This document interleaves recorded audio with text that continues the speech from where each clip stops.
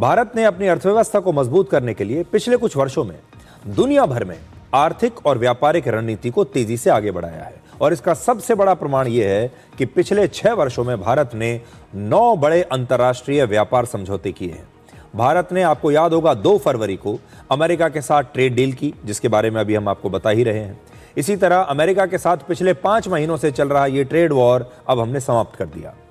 फिर इसी साल 27 जनवरी को भारत ने यूरोपियन यूनियन के साथ एक FTA किया, यानी फ्री ट्रेड एग्रीमेंट किया। पिछले ही साल भारत ने न्यूजीलैंड, ओमान और ब्रिटेन के साथ भी बड़े व्यापारिक समझौते किए। 2024 में भारत ने स्विट्जरलैंड और नॉर्वे जैसे यूरोपीय देशों के संगठन यूरोपियन फ्री ट्रेड एसोसिएशन के साथ ट्रेड एग्रीमेंट किए और इसी तरह 2022 में भारत ने ऑस्ट्रेलिया और UAE के साथ भी व्यापारिक समझौते किए थे।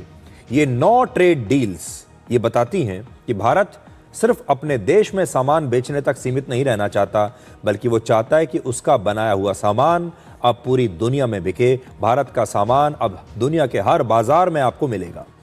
सबसे खास बात यह है कि सभी समझौते सिर्फ सामान खरीदने और बेचने तक सीमित नहीं है। इनसे भारत में निवेश आता है, नई टेक्नोलॉजी आती है, लोगों को रोजगार मिलता है और दुनिया भर में भारत की ताकत और पहचान भी मजबूत होती है। और यही वजह है कि अब भारत धीरे धीरे एक आर्थिक महाशक्ति बनने की दिशा में आगे बढ़ रहा है। अंग्रेजी में एक चर्चित शब्द है फियर ऑफ मिसिंग आउट, यानी फोमो। इसका मतलब होता है कुछ छूट जाने का डर। आज दुनिया भर के देशों में भारत के साथ ट्रेड डील को लेकर यही सोच बन रही है। भारत आज दुनिया की सबसे तेजी से आगे बढ़ने वाली बड़ी अर्थव्यवस्था है और सबसे ज्यादा जनसंख्या वाला देश भी है, यानी इतना बड़ा बाजार भी है। ऐसे में भारत एक बड़ा बाजार है। अब हर देश चाहता है कि वो जल्द से जल्द भारत का व्यापारिक पार्टनर बन जाए। इसलिए सिर्फ 1 हफ्ते के अंदर पहले 27 देशों के संगठन यूरोपियन यूनियन और फिर अमेरिका ने भारत के साथ समझौता कर लिया।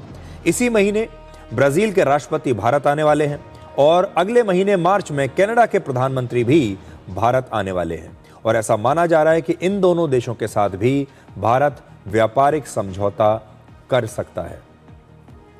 तो अब आप देख लीजिए, आज कनाडा भी हमारे साथ समझौता करना चाहता है, ब्राजील हमारे साथ समझौता करना चाहता है, EU के साथ हम कर चुके हैं, ऑस्ट्रेलिया के साथ हम कर चुके हैं, ब्रिटेन के साथ हम कर चुके हैं। पूरी दुनिया में जो भी बड़ी बड़ी अर्थव्यवस्थाएं हैं उनके साथ हमने बड़े बड़ी जो ट्रेड डील्स हैं वो कर ली हैं।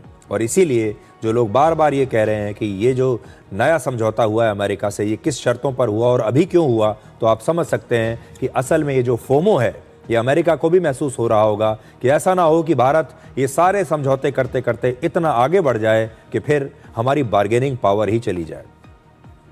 लेकिन एक बात और भी है कि ये व्यापारिक समझौता अमेरिका के साथ करके हमें सिर्फ व्यापार का फायदा नहीं होगा।